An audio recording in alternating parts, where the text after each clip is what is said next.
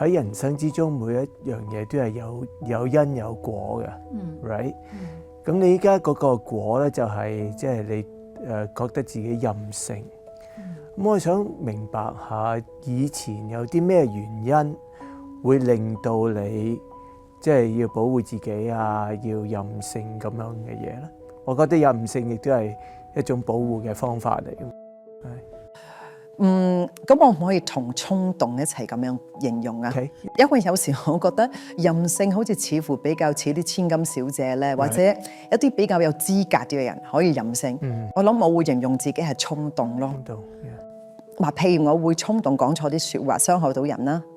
咁又搞到我自己覺得，第日都係唔好講，因為有啲人可能淨係話俾你聽佢個感受，唔係想等你嘅幫忙。我又可唔可以咁理解咧？即係搞到我自己覺得自己越嚟越冇自信心，越嚟越怕講錯嘢，做決定會做錯決定。咁但係人生仲有好長嘅路，咁我點呢？嗱，大家觀眾有冇覺得我問 Mandy 有因有果，佢冇講到原因咧？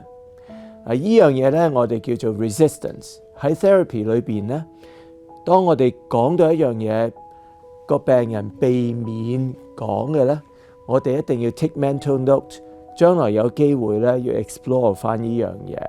咁依家咧，我會繼續 go with the flow 去深入了解 Mandy。